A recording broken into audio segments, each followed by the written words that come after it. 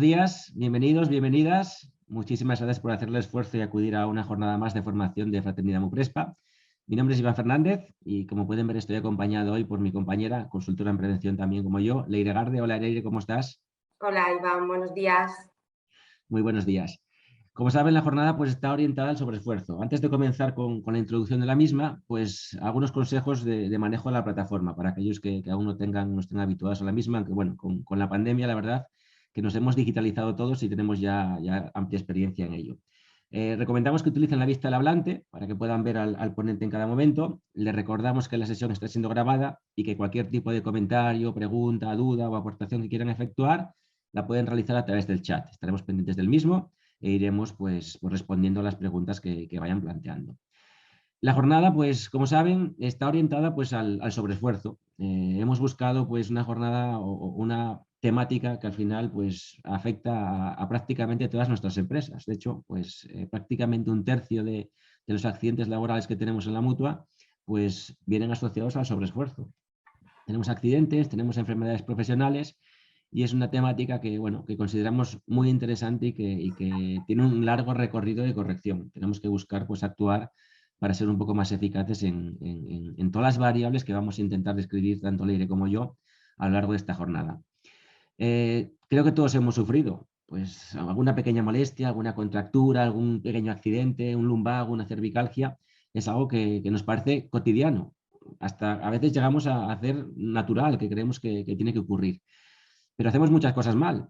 Llevamos a cabo muchas acciones, muchas repeticiones incorrectas, posturas incorrectas, manipulaciones de cargas, que realmente pues podemos llegar a mejorar. Y quizás como técnicos, como responsables de trabajadores, como responsables de recursos humanos, pues tenemos que buscar esas pequeñas mejoras. En el día de hoy, pues pretendemos definir un poco lo que es un sobreesfuerzo, entendiéndolo como accidente en primer lugar y luego como deterioro acumulativo que puede llegar a derivar en una enfermedad profesional. Tenemos un porcentaje alto de incapacidades asociadas pues a esa acumulación, a ese envejecimiento de la población, a ese esfuerzo continuado en nuestra actividad profesional, sobre todo pues marcado en las tres piedras angulares de la ergonomía: la manipulación manual de cargas, el movimiento repetitivo y la carga postural. Nuestro objetivo es definir claramente qué es y qué no es cada uno de esos conceptos, explicarles también pues, en qué medida podemos llegar a actuar, a evitar, a corregir, a mejorar un poco el confort ergonómico del trabajador y, bueno, también resolver preguntas, dudas y escuchar vuestros comentarios en relación a lo que vamos a ver en la jornada de hoy. Vamos a comenzar con la descripción del sobreesfuerzo y para ello tenemos aquí a Leire Garde, que es experta en la materia y que nos va a comenzar pues, definiendo un poco lo que es un sobreesfuerzo. Leire, adelante. Nada, muchas gracias Iván. Bueno, deciros que para que nos situáis en tiempo y lugar, Iván está en Asturias, que eso lo hemos dicho, y yo estoy en Bilbao. Y que este formato que vino un poco con la pandemia, pues nos da pie, nos da lugar a que estemos más personas y que estemos gente de otras provincias. Y bueno, pues eso es otro tipo de cercanía, ¿no? Que sea en la lejanía. Bueno, pues vamos a empezar con el curso en sí, que es un sobreesfuerzo. Pues el sobreesfuerzo es aquella situación, ¿no?, que exige al organismo humano, pues al final, esfuerzo físico que va a exceder a nuestra capacidad de resistencia normal. Y estos tres grandes bloques que ya os ha comentado Iván, ¿no? ¿Por qué? Por una correcta manipulación de las cargas, por adoptar posturas forzadas o por realizar movimientos repetitivos continuos que pueden dar lugar a ¿qué? A un trastorno musculoesquelético. Vamos a hablar hoy mucho de esta palabra y nosotros al final la abreviamos, la llamamos TME por lo que conlleva, ¿no? Trastorno al final por no liarnos más, ¿no? ¿Y qué le pasa a los trastornos musculoesqueléticos, no? Pues que van relacionados con trabajos repetitivos, continuados, sobre todo en algunas partes del cuerpo. Son acumulativos, además, ¿no? Y afectan principalmente a partes del cuerpo, como puede ser la espalda, como puede ser el cuello, como puede ser el hombro y, sobre todo, a las extremidades superiores. Y aquí os pongo, ¿no?, relacionados, pues, que se manifiestan de una forma gradual. Y voy a aprovechar aquí para explicaros un poco qué hacemos las mutuas, ¿no? ¿A qué nos dedicamos las mutuas? Las mutuas nos dedicamos a las contingencias profesionales, sobre todo. ¿A qué contingencias profesionales? Pues tenemos dos, que es el accidente de trabajo y otra es la enfermedad profesional. El accidente de trabajo, pues para decirlo así de una manera rápida, es lo que me pasa a mí en un momento puntual: yo me corto, yo tengo un riesgo de caída de altura, yo me he tropezado, que es un accidente de trabajo. Y la enfermedad profesional y es algo que se va acumulando en el tiempo a lo largo de toda mi vida laboral. Yo voy moviendo pues, un nervio muchas veces, voy moviendo un grupo muscular, como puede ser una epicondilitis, y al final acabo teniendo una enfermedad profesional. ¿Qué nos ocurre con estas enfermedades profesionales? Pues, y con estos TMS, pues que son acumulativas, ¿no? Y que al final pues, van a suponer, aparte de suponer un daño físico al trabajador, que es lo que primero queremos evitar las mutuas, supone un importante coste, ¿no?, a la empresa, porque estos trastornos tienen una lenta recuperación y porque al final también conllevan largos periodos de rehabilitación, ¿no? Y al final el trabajador es probable que tenga una recaída de esta enfermedad profesional. Y las causas, pues son múltiples las causas de estos trastornos musculoesqueléticos, ¿no? Pasamos, Iván. Os he puesto aquí, a ver, no tenemos datos de... El dato del 2020 lo obviamos, porque no es un año como para coger unos datos buenos. Estos son datos del 19, ¿no? Las tareas más habituales que provocan sobreesfuerzos, pues ya vemos casi un 38% de levantar, transportar una carga. Vamos a hablar primero de las cargas. Lo siguiente, los movimientos que no son coordinados, los gestos intempestivos o inoportunos. Aquí sí estaríamos hablando más ya de un accidente de trabajo. Otro tipo de tarea que provoca un sobreesfuerzo, pues empujar o tirar de una carga. Las torsiones, las rotaciones, el girarse con la carga, luego lo veremos. El depositar o agachar la carga también. Caminar con dificultad, el que tengamos un traspiés, un resbalón cuando estemos llevando una carga. Pasamos, Iván. Y al final vemos que el 40% de estos accidentes o de estas enfermedades personales van a lesionarnos la espalda. Y luego vamos a ver otro tipo, otras localizaciones, como puede ser la pierna, como puede ser el hombro, el brazo, el cuello, la muñeca o incluso la mano, ¿vale?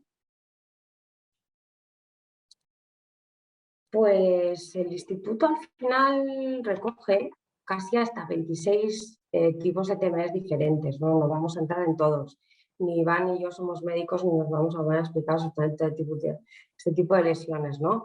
Pero sí que tenemos unos cuantos que son los más frecuentes, los que más vemos en la mutua, los que sabemos qué actividades además que los provocan y las lesiones más frecuentes, ¿no? Pues vamos a ver aquí este muñequito, ¿no? Vamos a empezar por la parte del cuello.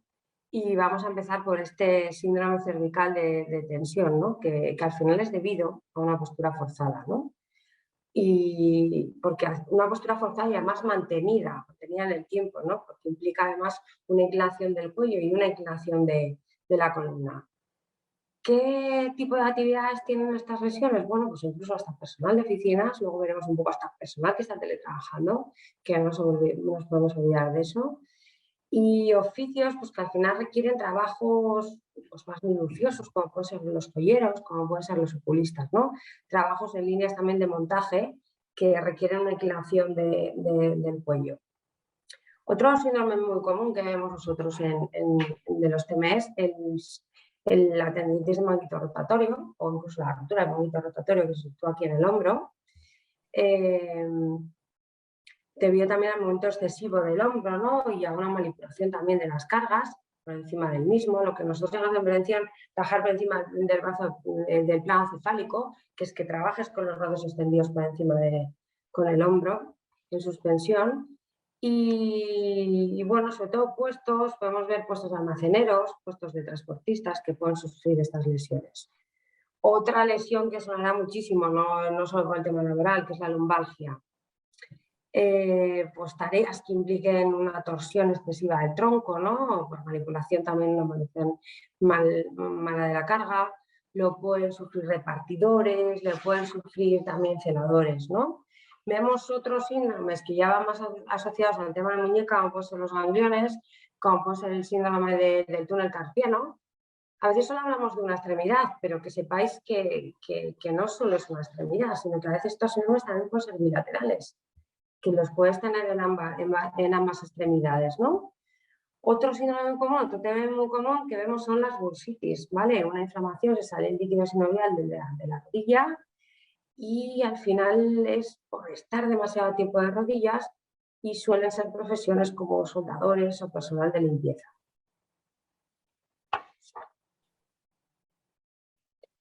Bueno, pues vamos al primer gran riesgo, ¿no? que nos marca este Real Decreto, que es el 487, que es la manipulación manual de cargas, ¿no? ¿Y qué se entiende como cargas? Según el Real Decreto, hago un poco legislativa, pero no os voy a dar mucho con esto, ¿no? Pues cualquier operación o transporte o sujeción de una carga, ¿no? Por parte de no solo de uno o de varios trabajadores, como el levantamiento, puede ser el levantamiento de la carga, la colocación de la carga, el empuje o la tracción o hasta el desplazamiento de ella, ¿no? Incluso la tracción, no solo el desplazamiento. Y por las características y por las condiciones de la carga, pues nos va a atañer riesgos no solo a un trabajador, sino a varios. Y sobre todo riesgos, lo que hemos hablado antes, riesgos dorsodumbares. Sin embargo, en la guía de INS ya nos dice también que para evaluar y para prevenir estos riesgos derivados de la manipulación manual de cargas, cualquier objeto que ya pese más de 3 kilos puede entrañar un riesgo dorsolumbar, ¿no? Y luego, muy importante, y no quiero que nos olvidemos de esto, que una carga no solo es un saco, no solo es un bidón, ¿vale? No solo es una caja, una carga también puede ser una persona o puede ser un animal. No olvidarnos de sectores tan importantes como el hospitalario, del sector de las residencias o incluso de la agricultura, ¿vale? Bueno, pues las patologías más frecuentes que presentamos asociadas a esta manipulación manual de cargas, lo que tengo que entender es que la columna del ser humano no es algo rígido, va con unos discos intervertebrales, que es lo que nos permiten todos nuestros movimientos, ¿no? Y la lesión más común que vemos, la primera que se ve es la lumbalgia. ¿Y qué es? Bueno, tengo que con toda la humildad, que no somos médicos, pero para intentar explicarosla, la lumbalgia se acaba provocando porque hay una comprensión de ese disco intervertebral, ¿no? Incluso con un desplazamiento de ese núcleo que al final va a provocar una presión que va a afectar a esos nervios sensitivos periféricos y nos va a provocar un dolor, incluso un dolor por un bloqueo de la musculatura de esa zona lumbar. La siguiente lesión que solemos ver es la ciática, que os sonará un montón, y es una lesión de origen similar a la lumbalgia, pero ya tiene mayor afección. ¿Por qué? Porque ya se ha podido pinzar incluso el núcleo se ha podido llegar hasta desplazar y llega a presionarnos en el nervio ciático, ¿no? Y es cuando decimos, bueno, es que este dolor es que me coge hasta la pierna.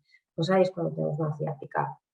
La hernia discal, pues ya una lesión que es degenerativa, que conlleva de las dos anteriores, ¿no? Ya el núcleo se ha podido llegar no solo a desplazar, se ha llegado a poder hasta romper y ocasionando al final que se distenga, que haya una rotura, ¿no? De la envoltura periférica de estos nervios, incluso del disco intervertebral, alcanzando ya lo que es el nervio ciático, incluso alcanzando a la médula espinal. Hay movimientos en concreto que dañan muchísimo más nuestra espalda, ¿no? Vamos a fijar en estos tres. Primero el de comprensión. Vemos aquí a esta chica que está cogiendo la carga, se va a comprimir el disco intervertebral, nos puede provocar una lesión si esto fuera mantenido en el tiempo. Luego tenemos este movimiento que es el de flexión, también se va a flexionar y se nos va a quedar pillados el disco intervertebral. Como veis, apretando mucho más lo que es este núcleo, que nos puede doler mucho más. Y por último está el de torsión, porque el momento de torsión es el que peor tolera nuestra espalda, ¿no? Porque aparte de torsionar, hace que cuando la carga tengamos que girarnos, ¿no? Y es uno de los movimientos más peligrosos que tenemos en el tronco. ¿Qué factores influyen en la manipulación de cargas? Pues la verdad es que unos cuantos, ¿eh? Vamos a empezar por comentar primero la característica de la carga, ¿no? Pues ya partiendo de que si la carga ya es demasiado pesada, puede ser demasiado grande, ¿no? Cuando ya la carga es muy voluminosa, cuando es difícil de sujetar. Ya encima si la carga es inestable, ¿no? Dentro de la caja o es contenido, ¿no? Si hay riesgo de que del contenido se desplace. Cuando está colocada de tal modo que debe sostenerse o manipularse a una distancia del tronco que ya nos va a provocar que nos tengamos que girar y hacer esa torsión que os hemos dicho que es tan mala para la columna. Cuando la carga, debido al aspecto, por ejemplo, exterior o a su consistencia, pues puede ocasionar lesiones al trabajador y en particular que podemos tener un golpe con la carga. Otro factor, pues que nos vaya a llevar a hacer un esfuerzo físico más de lo que nos lleva, ¿no? Cuando ya ese peso es demasiado importante.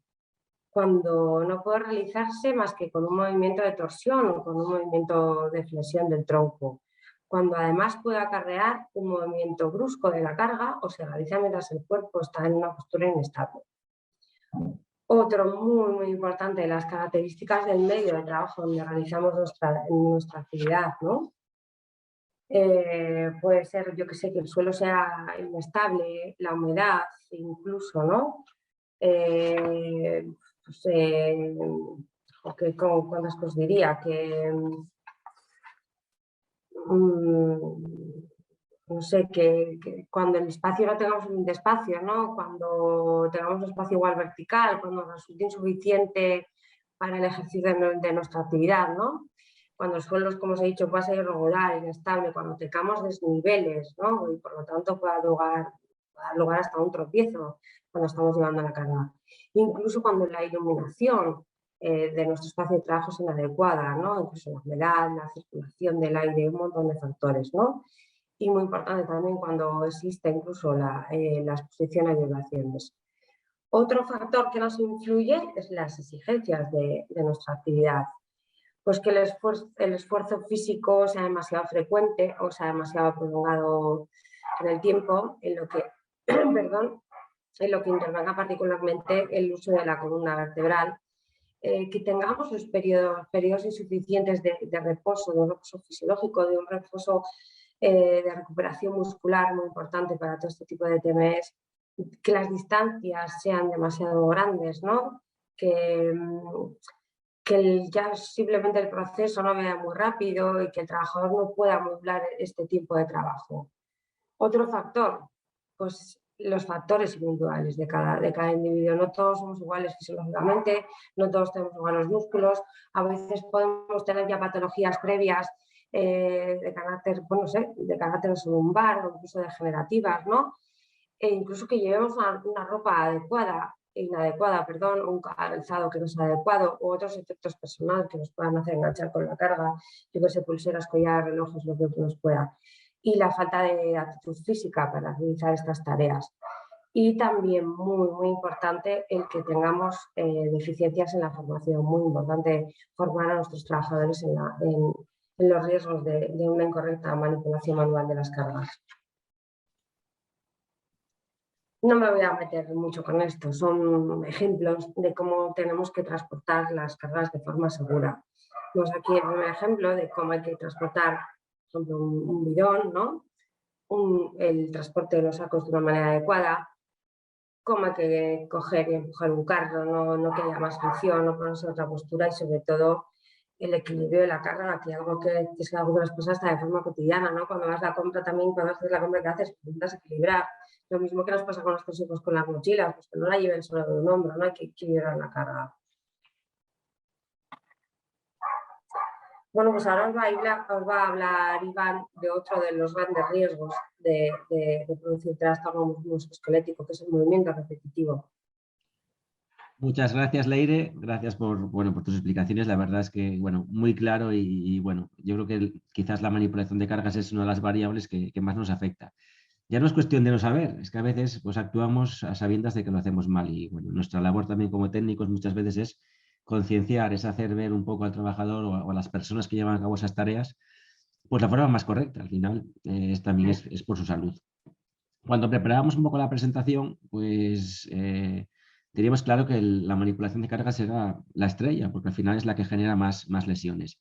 Pero también hemos visto un poco que hay desconocimiento, hay un desconocimiento profundo en lo que es un movimiento repetitivo y de la importancia que está teniendo también cada vez más la carga postural, pues por la estaticidad, por la pausa, por las horas que pasamos frente a una pantalla. Entonces, vamos a intentar también ver estos dos aspectos. El primero, el movimiento repetitivo. Una de las cosas que más frecuentemente hacemos en Mutua pues, es describir puestos de trabajo. Y una de las principales dudas que encontramos cuando hacemos una descripción de tareas para ver si hay una enfermedad profesional, si hay algún tipo de riesgo, pues precisamente es diferenciar lo que es un movimiento repetitivo de un movimiento repetido. Entonces, nos parecía muy interesante esta distinción porque los nombres son muy similares y bueno, vemos que muchas veces no tenemos claro lo que es repetitividad y lo que es un movimiento que se repite de forma habitual.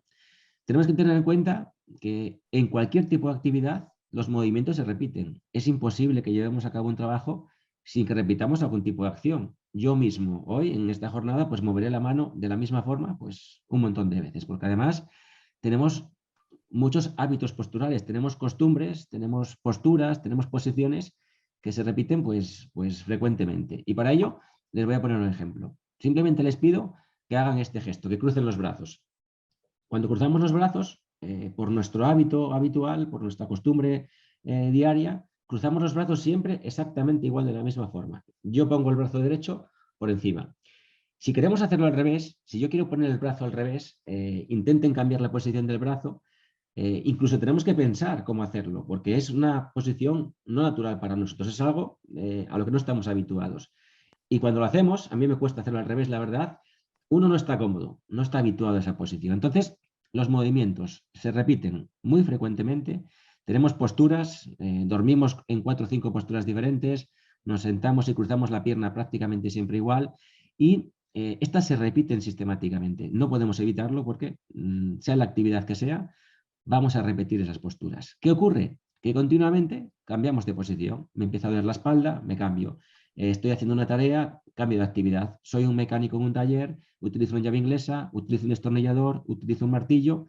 Y sí, durante un tiempo determinado hago muchas repeticiones, pero inmediatamente cambio de acción técnica, cambio de herramienta, cambio de vehículo, incluso cambio totalmente de actividad. Entonces, eso es un movimiento repetido y no es un movimiento repetitivo. ¿Qué es un movimiento repetitivo? Pues es un grupo de movimientos continuados, prácticamente idénticos o muy similares, que siempre implican el mismo grupo de elementos musculares o musculoesqueléticos, normalmente extremidades superiores, porque son con las que podemos llevar a cabo acciones técnicas un poco más precisas, un poco más complejas, y que se repite de una forma tan frecuente y tan veloz, sin descanso, sin cambio, sin pausa activa, que al final pues genera una lesión, simplemente por esa repetitividad. Tiene algo característico también, el movimiento repetitivo está mucho más asociado con la enfermedad profesional que con el accidente. ¿Por qué? Porque son microtraumatismos, son repeticiones con muy poca intensidad, pero muy frecuentes. ¿Qué ocurre? Que esa repetición continuada pues acaba generando un proceso degenerativo. Un ejemplo que utilizamos siempre es el de los deportistas de élite.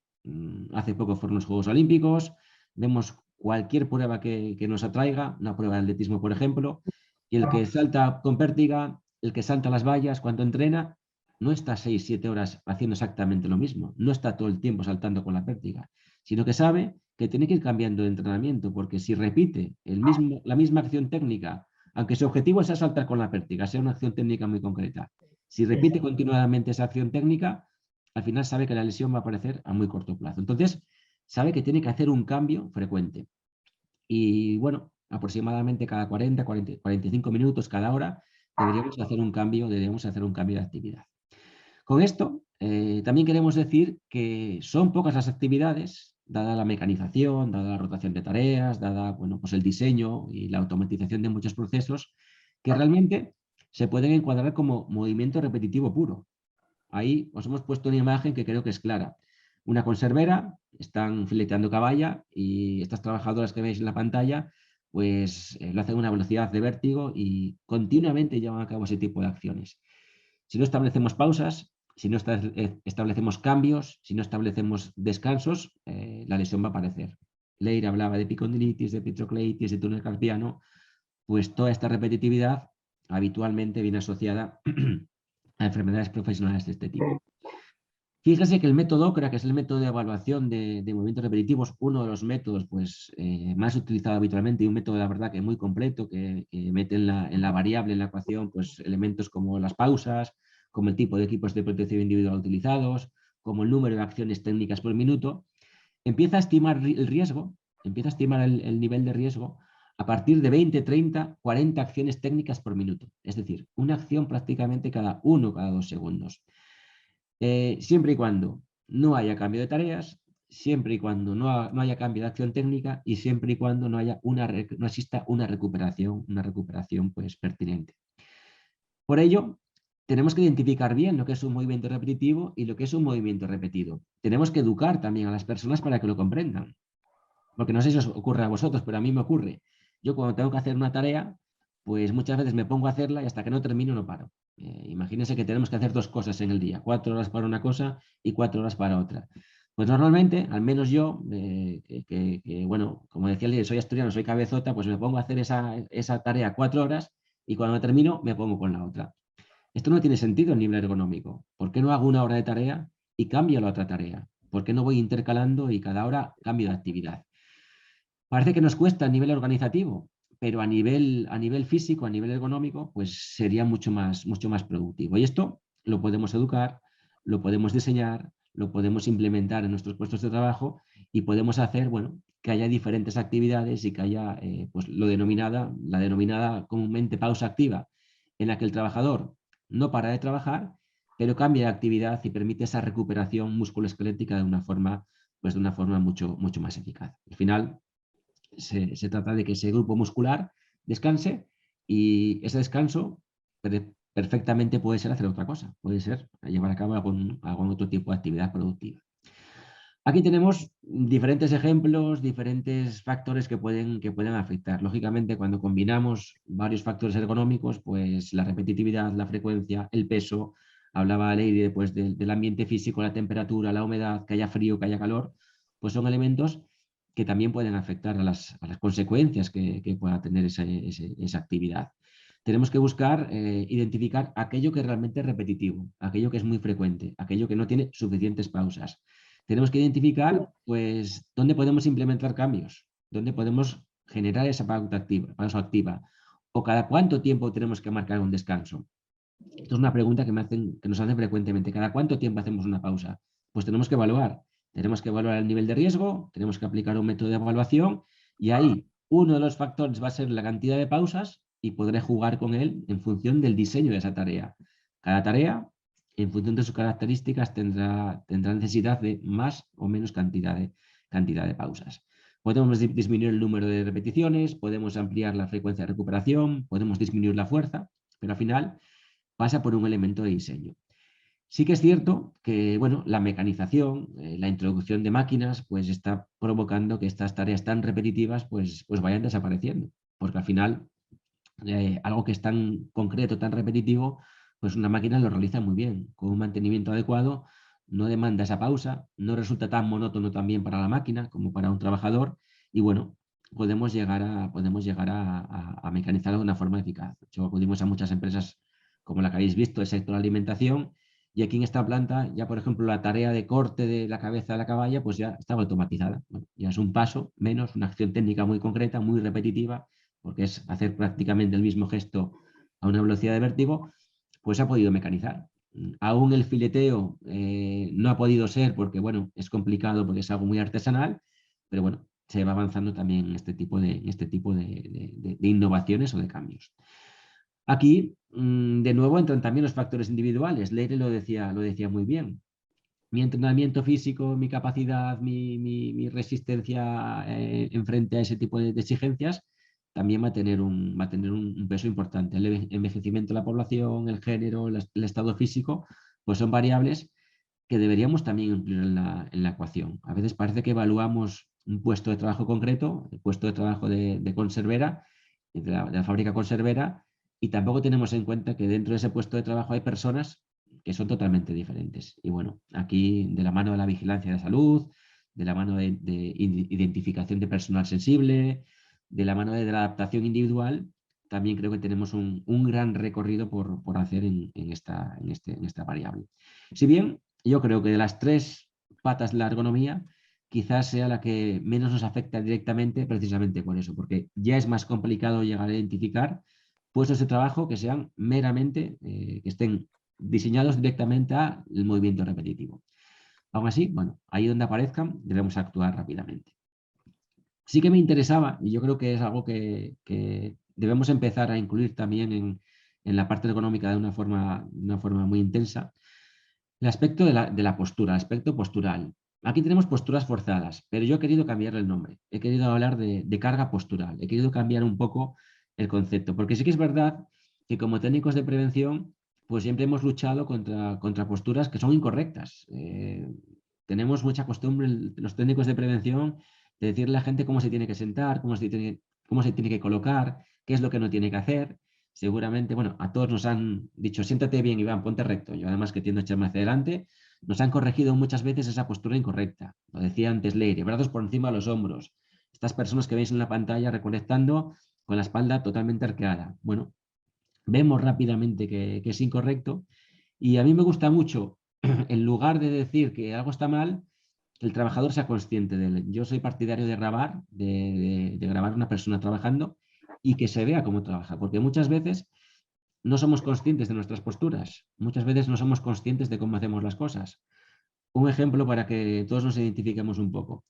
Si yo os preguntase qué postura adoptáis cuando aspiráis vuestra casa, me diréis, no, la tenemos la rumba, vale, antes la rumba, los que aspiramos a lo tradicional, a los que aspiramos a lo tradicional, y yo os digo cómo aspiramos o cómo aspira la gente. Las personas aspiran con el aspirador lo más lejos posible de nuestros pies, aspirando a 1,5 metros, aerodinámicos para ir muy rápido por el salón y que no nos vea el vecino aspirar, y con una postura totalmente incorrecta. Cuando el aspirado se debería hacer pues pegado a nuestros pies, orgullosos, bien derechos y con la espalda totalmente recta. Si pensamos en ello, probablemente, luego me cuentan en el debate final si quieren, probablemente muchos lo hagamos mal, porque tiendes a inclinarte, tiendes a aspirar muy lejos y a adoptar una postura incorrecta. Pero es que no lo hemos pensado nunca. Nadie nos ha grabado aspirando, no nos hemos visto, no hemos parado a pensar cuál es la postura correcta. Y además, lo hacemos poco tiempo, media hora, 1 hora, un día que nos dé por hacer una limpieza general. Entonces, bueno, no genera muchas dificultades, pero en un puesto de trabajo es diferente. ¿Y por qué quería hablar de carga postural? Pues porque no todas las posturas tienen que ser incorrectas para generar un daño. Aquí tenemos un guardia de Buckingham Palace, seguramente que los conocen. Si evaluamos esta postura con cualquier método de evaluación, el que sea, la postura es perfecta, es una posición perfecta. Ambos pies apoyados, la columna vertebral recta, no hay ninguna desviación de ningún ángulo natural del organismo. Es decir, aquí no hay ningún tipo de riesgo a nivel de postura forzada. Sin embargo, estas personas se llegan a desmayar de dolor. Tienen hernias muchas veces en la zona lumbar, tienen lesiones muy importantes musculoesqueléticas de carácter ergonómico, a pesar de tener una postura perfecta. Ya lo ven, aplicamos el método Aguas, que mira la posición de brazos, de espalda, de piernas, y el esfuerzo efectuado, lleva un fusil que tendrá 5, 6, yo que sé, 8 kilos de peso, es un riesgo, nivel de riesgo 1, el más bajo. No hay que llevar a cabo modificaciones.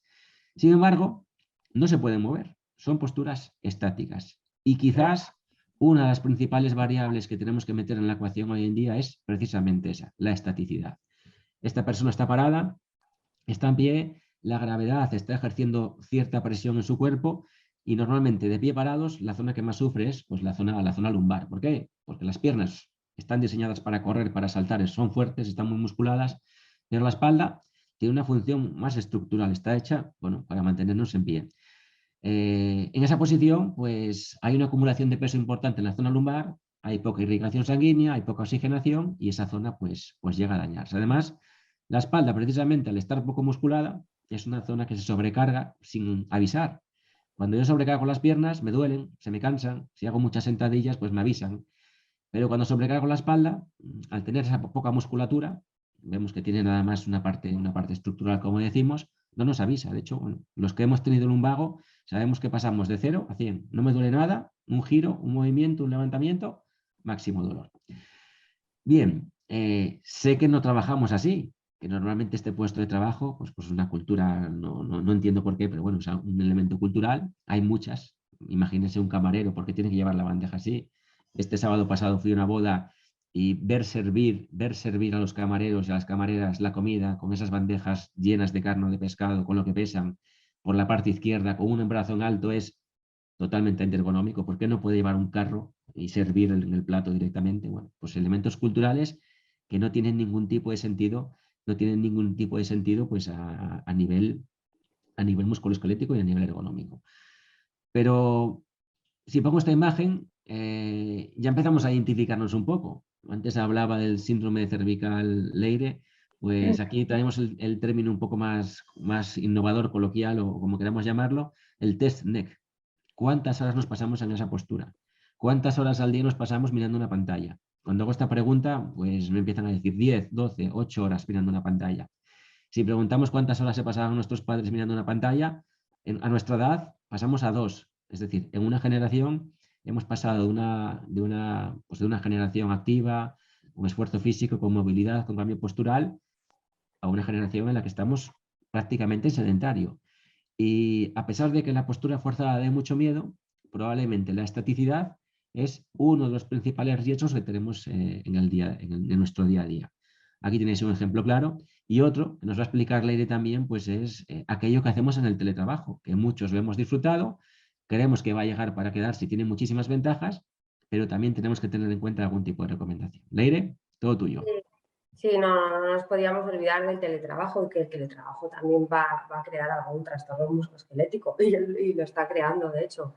Pasamos muchas horas delante del ordenador, en casa y en la oficina teníamos como mucho más interiorizado todo lo que nos habían hablado de prevención, de cómo sentarnos, cómo tener el ordenador, cómo la silla que tenía que tener los puntos de sujeción y demás, pero en casa yo creo que hemos olvidado un poco eso, ¿no? Y pues, para daros unos consejos de manera preventiva y daros buenas prácticas de que no nos olvidemos. Aquí os hemos puesto unos ejemplos que yo solo veo dos. Hay otros que me gustan, ¿eh? Me encantaría estar en una hamaca y poder estar teletrabajando. Eso lo veo mucho más como para un descanso o estar ahí en mi ventanita, ¿no? Y ahora que me veis aquí que yo sí que tengo buena iluminación, pero igual no estoy tan bien sentada, ¿no? Y que sí que puedo llegar a sufrir ese síndrome de tensión cervical y bueno, pues ver que no nos olvidemos que la prevención la tenemos que llevar a casa, que todo lo que nos enseñaron en su día de puestos de pantalla, de usuarios de PVDs, tenemos que ser muy conscientes y no olvidarnos de nuestra espalda. Ya es algo más de autocuidado, ¿no? De ahora que estamos en casa, estamos teletrabajando,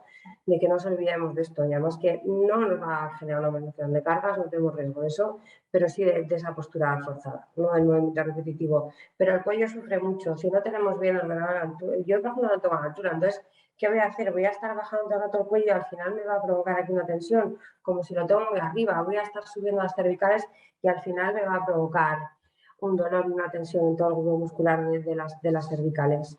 Que seamos conscientes y que no nos olvidemos que el teletrabajo tiene sus cosas buenas, pero hay que cuidarse la espalda. Está claro que sí. Y además tenemos una ventaja importante. Cuando estamos en una oficina, nos asignan un sitio, tenemos un lugar para trabajar. De ahí no te puedes mover, no puedes cambiar la silla al compañero. Bueno, alguna oficina está empezando a innovar un poco también Si con... viven como en Buckingham Palace, como los que has puesto tú antes, un montón de sitios para los que irse a teletrabajar. Yo en la cocina y en otro lado un poco más. Claro, pero bueno, tenemos que aprovechar, oye, podemos cambiar un poco de postura e incluso cambiar de lugar. Sí, lógicamente tenemos espacio, a veces es complicado. Y bueno, está claro que a nivel postural hay muchas recomendaciones. Yo creo que la mejor siempre es que la mejor postura es la siguiente. Tenemos que fomentar el cambio postural. Tenemos que evitar todo aquello que genere posturas que se alejen de puntos neutros. Tenéis ahí en la presentación muchos ejemplos. Giros, torsiones, brazos por encima de los hombros, trabajos por debajo de la cintura, encorvamientos, la inclinación del cuello que tanto hablábamos antes con el test neck. Al final, tenemos un abanico de posturas, de posiciones. También cada uno tiene su punto débil. Yo, por ejemplo, cuando tengo mucho estrés o cuando tengo mucho trabajo, yo salto por las cervicales. Cada uno conoce también un poco su cuerpo y tenemos que prestar un poco de atención pues, a fortalecerlo, a aquellas posturas que adoptamos de forma incorrecta, aquellos tiempos en los que nos quedamos excesivamente estáticos. Un ejemplo que utilizamos mucho también es, todos hemos visto un caballo, o una vaca, o un animal de cuatro patas. Si tenemos un caballo o una vaca atado a un palo, a un árbol, ese caballo tiene cuatro patas, tiene el doble de apoyos que nosotros. Y si nos fijamos en él, cada poco tiempo el caballo va cambiando de pata y va dejando una en descanso y va rotando por todas las patas. ¿Por qué? Porque él sabe perfectamente que si no cambia de postura, no puede moverse, está atado, pues que su espalda le va a doler. No ha hecho ningún curso de ergonomía ni tiene ningún conocimiento, pero sabe perfectamente reconocer las señales de su cuerpo. Y eso a veces nosotros no lo hacemos, porque estamos tan concentrados en la tarea, tan estresados, con tanta tensión, que cuando nos damos cuenta ya empezamos a estirarnos y ya tenemos pues esa pequeña molestia, ese pequeño dolor, que como hemos venido diciendo, pues al final es acumulativo y bueno, pues puede ser que genere una lesión a largo plazo. Aquí tenemos una idea que nos transmitieron nuestros compañeros de Central y que a mí me pareció la verdad muy interesante. Y es una forma bueno, pues de implicar también un poco pues a los compañeros, a los trabajadores de la empresa, en decirnos qué es lo que les duele. Hacer una especie de mapa, marcando pues con unos posits o con algún tipo de figura, pues dónde les duele, dónde tienen molestias, dónde se cansan más, y algo tan sencillo como lo que veis aquí, una infografía en la que bueno, al final, pues podemos, sin ningún tipo de problemática, pues identificar cuáles son las zonas de riesgo. Pues dependiendo de la actividad, unos dirán unas cosas, otros dirán otras. Y me parece que algo muy interesante también, pues para hacer participativos pues a los trabajadores de la actividad y que nos digan realmente, bueno, pues qué les duele, qué parte de su cuerpo pues les molesta un poco más. Os estoy dejando en el chat directamente un archivo con una infografía para que podáis utilizar en vuestras empresas y que bueno, creo que es algo realmente interesante. Leire, tu turno. Pues ¿cómo podemos evitar estos sobreesfuerzos, ¿no? Nosotros como técnicos de prevención, ¿no? Como consultores de prevención de fraternidad, ¿qué os podemos decir después de la experiencia que tenemos? Pues que sin la gran especialidad que es la ergonomía y sumada a la organización, no vamos a conseguir el objetivo, ¿no? Yo os pongo ahí, es indispensable realizar un análisis pormenorizado, adecuado a las tareas, rezar, ¿no? Al final lo que os quiero decir con esto es que si no tenemos una buena evaluación de riesgos ergonómicos sumada a una buena organización de la prevención, no vamos a conseguir nada, ¿no? Hablábamos mucho ahora que nos estamos todos metidos en fraternidad muy fresca, el grupo de los técnicos metidos en misión cero, de la comunicación que tienen que tener los trabajadores, de empoderar al trabajador, de que el trabajador de alguna manera, que es el que mejor conoce su puesto, ¿no? Que al final una medida organizativa a nivel de ergonomía no tiene que suponer un gran dinero, ni tiene que suponer muchas veces grandes esfuerzos, ¿no? Esa comunicación efectiva, que ellos nos digan sin ningún temor a nada, que nos vayan diciendo que cómo son sus puestos, que comuniquen a los mandos intermedios las cosas que ven mal, nos puede ayudar un montón, la economía de la organización. Y que si no llevamos la prevención a la misma altura de la producción, no vamos a conseguir nada, porque vamos a conseguir es cansar más al trabajador, ahí os lo pongo, si hay mucho esfuerzo, si hay mucha repetición del movimiento con una postura muy mala y no tenemos un suficiente descanso, no hay una buena recuperación muscular, que vamos a tener la lesión y que vamos a tener la enfermedad profesional y que vamos a tener gastos, daño para el trabajador, mucha rehabilitación y luego una posible recaída, incluso podríamos hablar hasta de que alguien acabe una incapacidad, ¿no? Que es lo que no debemos querer, lo último que hay que tener y lo último que encima quiere un técnico de prevención, ¿no? Debemos ser capaces de evaluar muy bien los riesgos económicos. Nosotros somos 40 técnicos a nivel nacional. Sé que hay gente aquí en muchas provincias, pues bueno, pues que pueden contar con nosotros, con algunos de los técnicos que les podemos echar una mano, ¿no? Sobre todo en cómo organizarse a nivel de ergonomía, cómo ver los puestos. Estamos acostumbrados a ver muchos horarios de puestos. ¿Qué tenemos que tener en cuenta, ¿no? Para evitar estos sobreesfuerzos? Pues tres grandes bloques, empezando por el diseño. O sea, desde el momento inicial que deseamos el puesto de trabajo tenemos que tener en cuenta la ergonomía. Desde que lo organizamos, desde que organizamos el puesto de trabajo, desde hasta el software de procesos, desde los medios técnicos ya que sean adecuados y ya desde un punto de vista más organizativo o más psicosocial, que haya rotación de tareas, lo he dicho antes, Iván, rotación de tareas, rotación de turnos. No podemos tener a un trabajador las 8 horas de su jornada laboral casi sin pausas y haciendo la misma tarea. Cuando le podemos poner a otra tarea, le podemos aliviar de ese momento repetitivo, le podemos aliviar de esa postura forzada. ¿Vale? Reduciendo los trabajos nocturnos. La turnicidad sabemos que es muy mala a nivel biológico porque implica, nos lleva, nos trae cabeza al ritmo circadiano, hace que no tengamos esa recuperación muscular, que no vamos a volver a recuperar muy bien los ciclos de sueños. Que haya participación en el diseño del puesto de las tareas. Os he comentado esto, está muy relacionado con lo que os voy a comentar luego, ¿no? Con este factor personal, con que haya una comunicación efectiva. ¿Qué es una comunicación efectiva? Pues que desde toda la cadena jerárquica de la empresa, desde arriba, abajo, más intermedios, trabajador, se puedan comunicar y puedan decir los fallos que hay y ya esos trabajadores que os he dicho antes, que son los que mejor conocen esos defectillos, que a veces con ampliar un poco, subir algo el puesto de trabajo, con soluciones muy sencillas, podemos mejorar mucho la ergonomía. Y es lo mismo, lo siguiente que pongo aquí, fomentar una actitud proactiva, que el trabajador pueda decir que haya alguna comunicación buena. Y lo que estamos hartos de decir, que haya concienciación, que es lo que nosotros llamamos ya cultura preventiva. Bueno, aquí tenemos ahora varios ejemplos que os hemos querido traer, yo creo que ya muy rápido, porque al final pues, son ejemplos que casi no necesitan explicación, pero Sí, bueno, vamos, que nos hemos ido a menos cuarto, no nos hemos por dado eso. cuenta. Ya, nos suele pasar a ti y a mí con los cursos. Bueno, mejor. Oye, al final pasamos rápidamente y vemos un poco los ejemplos. Aquí ya veis, simplemente un cambio del diseño de la cinta transportadora provoca pues, bajar el brazo, el plano del brazo y disminuir la presión en la cervical y en el hombro. Así de sencillo. Vale, y este otro puesto, ¿no? Al final lo que está mal diseñada es la máquina, ¿no? ¿Ves? También las máquinas están mal diseñadas. Simplemente veis ahí al trabajador que tiene que hacer, lo he dicho un montón de veces, ¿no? Porque yo creo que me lo piden tanto los médicos al final de, mira, ves, hay tareas por encima del plano cefálico. Pues este hombre tiene que estar con los brazos extendidos en una postura forzada. Si los diseñadores de la máquina suelen sacar esa botonadura afuera y así él tiene a la altura, la cintura, lo tiene muchísimo más cómodo, lo que va a evitar es una postura forzada.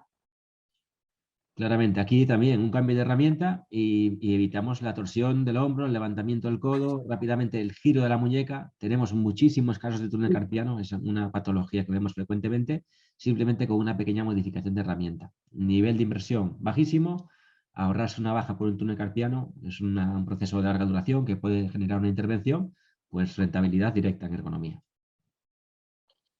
Bueno, pues aquí os vamos a mostrar tres soluciones mecánicas que yo creo que muchos conocéis y os digo, y encima que han sido tan protagonistas, ¿no? En toda la pandemia, lo que es el sector sanitario, el sector ejecutor, ¿no? Pues todos conocéis, ¿no? Pues las grúas que hay para movilización de pacientes. También hay camillas, esto justo es una camilla para las duchas que se puede bajar y regular en altura, que les supone a los trabajadores o trabajadores de estos sectores que tengan que hacer mucho menos esfuerzo. Incluso estas sillas, ¿no? Que al final son para subir y bajar escaleras, ¿no? Para bajar a los enfermos, que nos van a quitar un montón el riesgo de manipulación manual de cargas. Aquí tenemos otro invento muy antiguo, la rueda. Mira, la rueda. Algo que llevamos en la humanidad y que siempre vemos en las películas como una gran celebración, pues no tiene nada más que explicar, simplemente pues un pequeño medio de apoyo, un pequeño equipo de apoyo que evite pues ese levantamiento y fuerce pues esa tracción, ese empuje que siempre va a ser mucho más beneficioso a nivel ergonómico. Vale, y otro tipo de soluciones mecánicas, sobre todo a la hora de transportar las cargas, no igual sirven para todo tipo de cargas, ¿no? Porque tienen que ser cargas que tengan la carga así como lisa, ¿no? Sobre todo para cajas, ¿no? Para trasladar de una forma horizontal la carga, consiste pues al final en cintas de rodillos, cintas de bolas, bueno, para evitar que el trabajador tenga que hacer esos empujes, ¿no? Y al final esto va a caer por su propia gravedad y al final son adaptables, ¿no? Para transportar y manipular un montón de materiales. Y bueno, aquí no sé si conocen las 5 S. Yo cuando veo estas imágenes me acuerdo de la organización. Cuando veo estas imágenes y cuando veo mi armario también, que necesitaba pues el procedimiento de 5 S, bueno, para optimizar cuántas cosas tenemos a nuestro alrededor que no son necesarias. Pues simplemente el orden, les recomiendo, si alguien no ha oído hablar de ello, que busquen la técnica o el sistema de gestión de 5 S, no sé cómo llamarlo, porque es una forma de ordenar y de tener cerca lo necesario. Y bueno, yo creo que esto es también muy efectivo para evitar sobreesfuerzos, para ser mucho más efectivo en la tarea y para estar mucho más cómodo también a nivel ergonómico. Bueno, y otras ¿Y pasado? soluciones, sí, te me has pasado, para adaptar un poco, ¿no? Al plano de trabajo, a la altura del trabajador, ¿no? Muy importante, ¿no? Para evitar estas posturas forzadas de las que has hablado tú, ¿no? Para evitar esta flexión de la espalda que es tan mala, elevación de brazos, inclinación del cuello, etcétera, ¿no? Con estos equipos, al final lo que vamos a conseguir es adaptarnos al plano de trabajo, a la altura del trabajador. Los equipos al final son adaptables, todo tipo de mesas de trabajo, y su función al final pues, es evitar posturas forzadas, ¿no? Que principalmente tienen que flexionar su espalda a estos trabajadores de una forma continuada y así se las evitamos. Exacto, y bueno, aquí también lo mismo, elementos de acceso, de organización, pues cuántas veces estamos buscando en el cajón el último tornillo, el último elemento y es el que más lejos está. Pues la clasificación, el orden y limpieza, creo que es una de las banderas que utilizamos siempre en materia de prevención, pues el orden y limpieza, lógicamente a nivel de comodidad, pues es un factor fundamental. Bueno, y otra solución muy eficaz que hay, que se usa en muchísimas empresas para solucionar este tipo de posturas forzadas, simplemente para elevar el plano del trabajo, ¿no? A la altura que el trabajador lo tenga cómodo, ¿no? Y normalmente a la altura del abdomen, así evitando que el trabajador tenga que doblar la espalda. Y esto es muy importante porque además se adapta a diferentes alturas, a trabajadores de 2 metros y de 1,5. Exactamente igual aquí, adaptamos un poco la máquina a esa persona, pues mejorando empuñaduras, mejorando agarres, mejorando un poco la accesibilidad. Esto es diseño ergonómico puro y bueno, lo vemos en muchas herramientas y hemos tomado decisiones en aspectos domésticos simplemente por la comodidad del equipo. Bueno, pues hay que buscar también estas implementaciones, estas pequeñas innovaciones para reducir el riesgo. Bueno, hemos ido viendo ejemplos de soluciones que ya tenemos en las empresas, de medios mecánicos, de medios auxiliares, muchísimo más baratos que esto que os voy a contar así en principio, ¿no? Es el futuro que nos viene y va a ser el futuro inmediato de la ergonomía, ¿no? Que es el uso de los exoesqueletos mecánicos, que al final es una solución que está sacada de la naturaleza, ¿no? La definición de los esqueletos es una estructura o armazón artificial que al final recubre totalmente o parcialmente el cuerpo de una persona y que nos va a permitir aumentar sus capacidades físicas. Es como una especie de que nos da superpoderes, ¿no? Esto de los esqueletos. En principio, al final fueron creados para ayudar a personas ancianas o personas que ya tenían graves lesiones medulares, ¿no? Pero poco a poco pues, han llevado su implantación a la industria y han visto que conlleva múltiples ventajas, ¿no?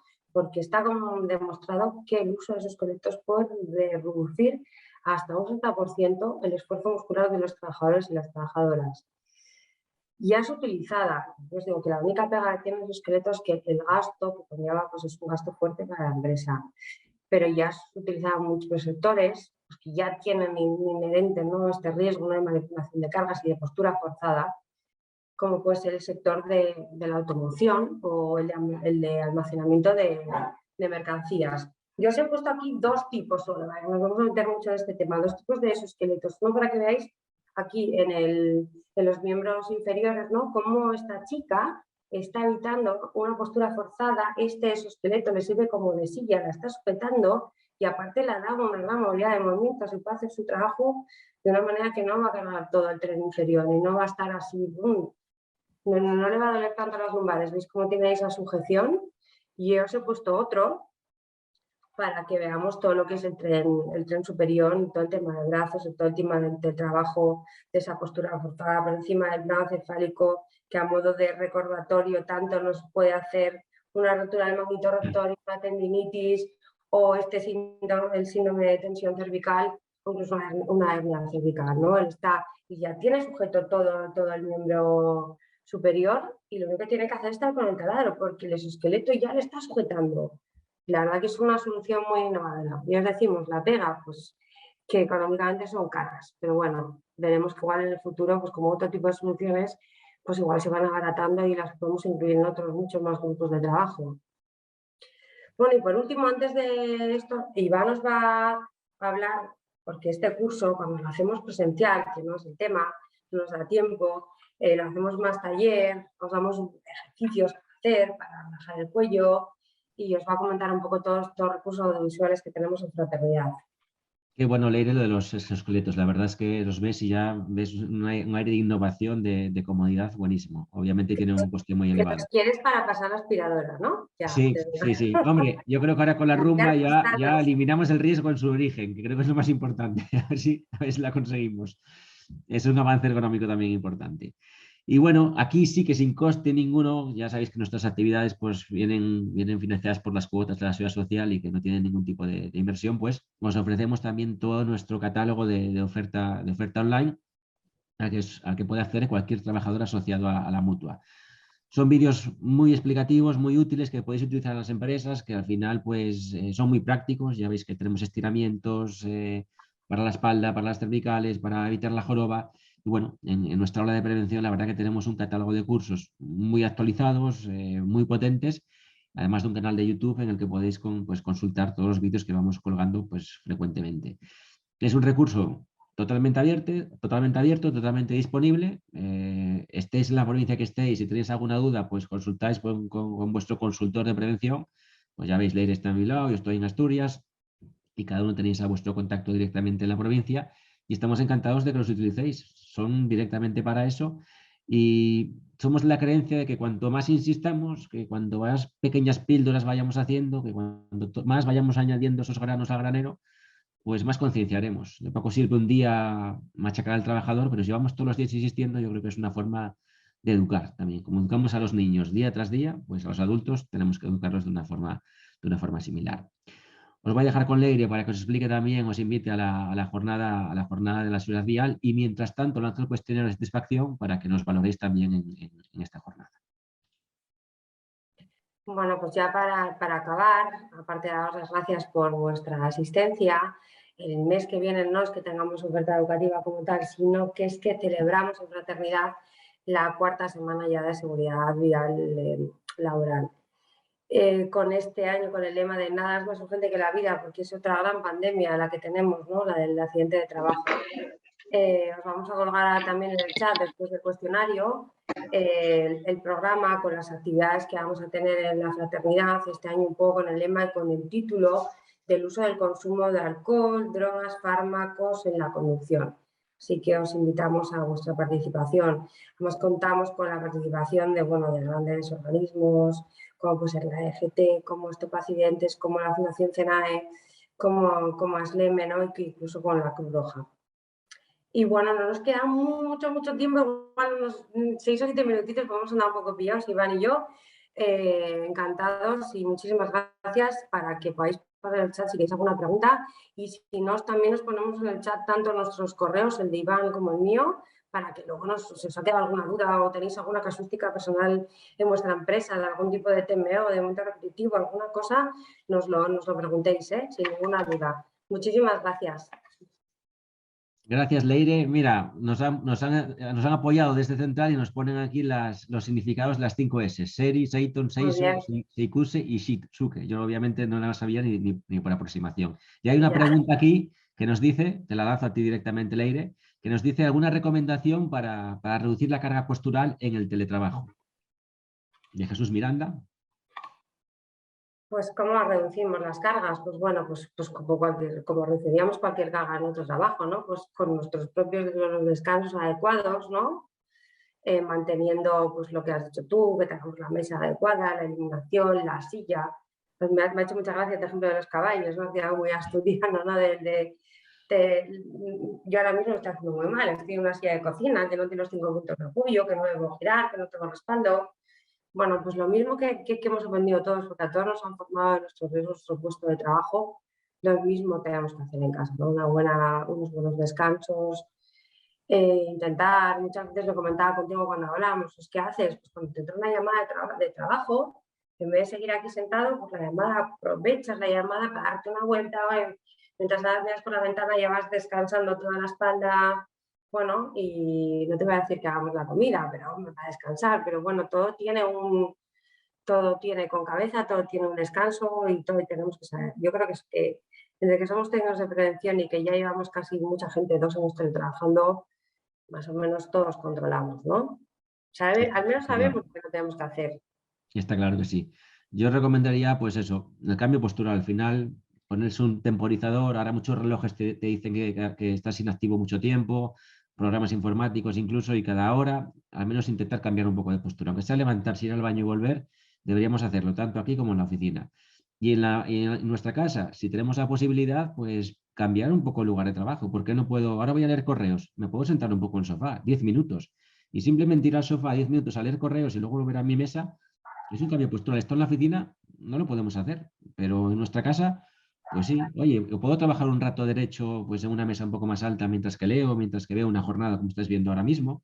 No tenéis por qué verlas sentadas en el mismo lugar siempre. Parece que a veces cuando llegamos a un lugar nos instalamos allí y ya prácticamente no nos movemos. Y en una casa pues tenemos un poco más de libertad.